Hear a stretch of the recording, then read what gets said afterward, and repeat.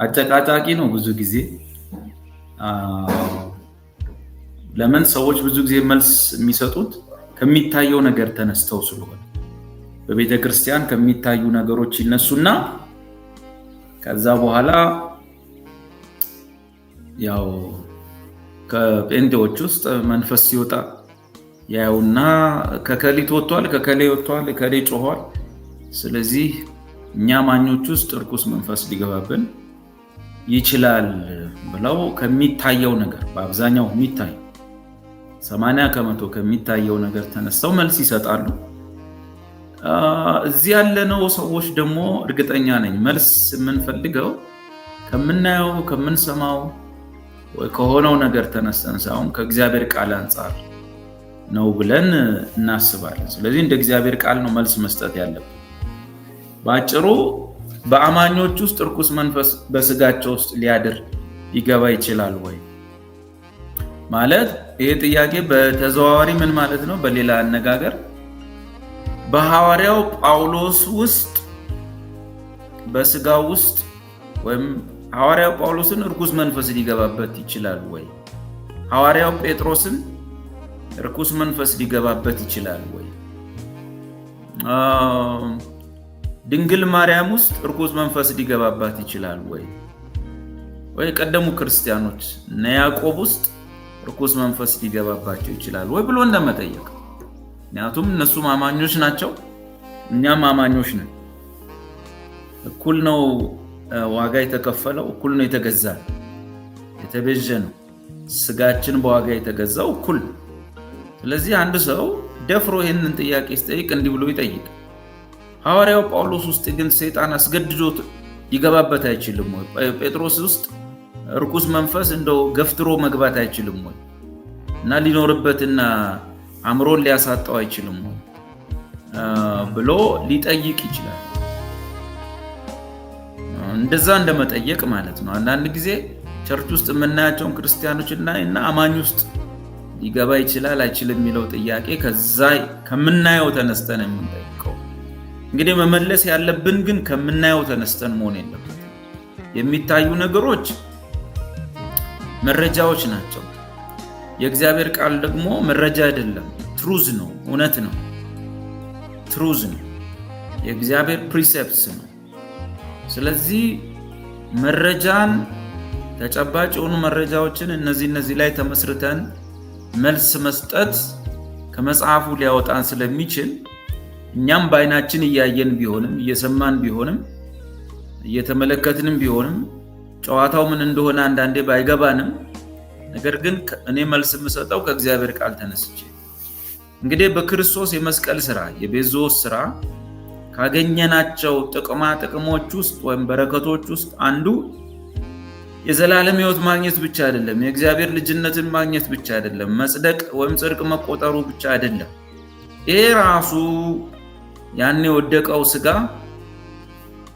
እና የርኩሳን መናፍስትም ማደሪያ የመሆን ብቃት የነበረው ይሄ ስጋም መስቀል ላይ በተከፈለ ዋጋ ተገዝቷል።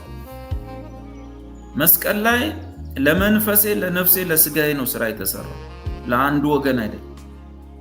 ይሄ ለመንፈሴ ሞቶ የዘላለም ሕይወት አግኝቻለሁ፣ የነፍሴ ነገር ገና ቆርጦ አልታወቀም፣ ስጋዬማ ተውት የሚል አይደለም።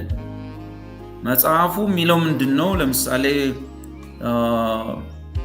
በቆሮንቶስ ማለት ነው አንደኛ ቆሮንቶስ ምዕራፍ 6 ላይ ወይስ ቁጥር 19 እና 20 ወይስ ስጋችሁ ከእግዚአብሔር የተቀበላችሁት በእናንተ የሚኖረው የመንፈስ ቅዱስ ቤተ መቅደስ እንደሆነ አታውቁምን? በዋጋ ተገዝታችኋልና ለራሳችሁ አይደላችሁ ይላል። በዋጋ ተገዝታችኋል። ለዚህ በክርስቶስ የመስቀል ስራ የቤዞስ ስራ ውስጥ አንዱ ለኔ ለጳውሎስም ይሁን ለጢሞቴዎስም ይሁን ለድንግል ማርያምም ይሁን ደግሞ እኛ ጋር መተን ለበቀለም ለአስቴርም የተከፈለ ዋጋ እኩል ነው እና ስጋችን በዋጋ ተገዝቷል። አንድ ሁለተኛ ስጋችሁ የጌታ ነው ይላል፣ የኛ አይደለም ማለት ነው። የጌታ ሥጋ እንደሆነ አታውቁም? በዋጋ ተገዝታችኋልና፣ ሥጋ ግን ለጌታ ነው ወዘተ ይላል። እንግዲህ ይሄ የተጻፈው ቃል ቸርች ውስጥ ማክሰኞ ጸሎት ላይ ወይም ሮብ ጸሎት ላይ የምናየውን አይደለም። አሁን ማወራው በእግዚአብሔር ቃል መሰረት በመስቀል ላይ ከተሰሩ ስራዎች ውስጥ አንዱ ከዘላለም ሕይወትም ባሻገር ከጽድቅም ባሻገር የአማኝ ሥጋው መገዛቱ፣ የአማኝ ሥጋ ተገዝቶ የጌታ ሆኗል። ሥጋ የጌታ በዋጋ ተገዝታችኋል። ያ ብቻ አይደለም፣ ተገዝተን ደግሞ ሥጋችን በዋጋ ተገዝቶ ዝም ብሎ ቁጭ አላለም። በእናንተ የሚኖረው ማለት አባይድ የሚያደርገው ጠዋት እስከ ማታ 24 ሰዓት 365 ቀን ባጭሩ ከእናንተ ሊለይ የማይችለው ማለት ነው። በእናንተ የሚኖረው ማለት ሌላ ትርጉም የለውም። ጥሎ ሊሄድ የማይችል ሊለይ የማይችል ማለት ነው። አባይድ ማድረግ ማለት ያ ነው። በቃ ቤቱ አድርጎ ሰርቶ ሲኖርበት ነው። እና እንደ የሱ የመንፈስ ቅዱስ መቅደስ ወይም በእናንተ የሚኖረው የመንፈስ ቅዱስ ቤተ መቅደስ መሆናችሁ አታውቁም ወይ ብሎናል። ስለዚህ አሁን እንግዲህ እናውቃለን ማለት ነው። ሥጋችን በዋጋ ተገዝቷል። የኛ አይደለም፣ የጌታ። አሁን ጥያቄው ምን ሊሆን የሚችለው ምንድን ነው? ሥጋችን በዋጋ ተገዝቷል አልተገዛም የሚለውን መመለስ። በዋጋ ከተገዛ የጌታ ከሆነ በውስጡ ደግሞ መንፈስ ቅዱስ አባይድ ከሆነ ካረገ በጌታ ሥጋ ውስጥ እርኩስ መንፈስ ሊገባ ይችላል ወይ? ከእንደገናስ ደግሞ ገባ እንበል፣ በአማኙ ሥጋ ውስጥ መንፈስ ቅዱስ መኖሪያ አድርጎታል። ልክ ሰው ቤት ሰርቶ እንደሚኖር ማለት የመንፈስ ቅዱስ ማደሪያ ነን። ኢየሱስ ለዘላለም በእናንተ ውስጥ መንፈስ ቅዱስ ስለሚኖር ታውቁታላችሁ ብሎናል። እና ቢገባስ እንዴት ነው መንፈስ ቅዱስና እርኩስ መንፈስ ሁለቱ ተቻችለው በአንድ ሰውነት ውስጥ የሚኖሩ? መንፈስ ቅዱስና እርኩስ መንፈስ አንድ ላይ፣ ብርሃንና ጨለማ ማለት፣ እርኩስና ቅዱስ ማለት እንዴት ነው በሰውዬ ውስጥ የሚኖር? ስለዚህ የሆነ ቦታ ላይ የተበላሸ ነገር አለ ማለት ነው። ከምናየው ነገር ተነስተን ስናስብና ቃሉን ስናስብ የሆነ ቦታ ላይ የሆነ የተምታታ ነገር አለ፣ የሆነ መስመር የለቀቀ ነገር አለ፣ ያልተሟላ ነገር አለ። በተረፈ እኔ ክርስቲያን ነኝ። ሥጋዬ በዋጋ ተገዝቷል። ሥጋዬ የኔ አይደለም፣ የጌታ ነው። መንፈስ ቅዱስ ደግሞ ለዘላለም ሊኖርበት ገብቷል። ከዚህ የተነሳ ሥጋዬ የሰይጣን ሊሆን አይችልም። ጌታ አለው፣ የገዛው አለ፣ ባለቤት አለ። ባለቤቱ ደግሞ የጨለማው ኃይል ሊነጥቀው የሚችለው አይደለም፣ ጌታ ኢየሱስ ስለሆነ ባለቤቱ። ስለዚህ ሊሆን የሚችል ግን ሌላ ነገር አለ። እንደየሰው ትርጉም ቢለያይ በጳውሎስ ሕይወት ውስጥ ያየ ነው። በአንደኛ ቆሮንቶስ 5 ውስጥም ምናልባት ባለው ወንድማችን የምናየው ሁለት ነገሮች አሉ። ጥቃትና ተዋርሶ ወይም መዋረስ መግባት። ምን ማለት ነው? የእርኩስ መንፈስ ጥቃት አለ። እንደገና ደግሞ እርኩስ መንፈስ ሰው ውስጥ ይገባል። ሁለቱ የተለያዩ ነገሮች ናቸው። እርኩስ መንፈስ ሰው ውስጥ ሲገባ ማለት ፖሰሽን ነው። ፖሰስድ ሲያደርገው በሰውየው ውስጥ ገብቶ የሰውየውን አእምሮም ተፈጥሮም ፖሰስድ ሲያደርገውና ሲዋሃደው።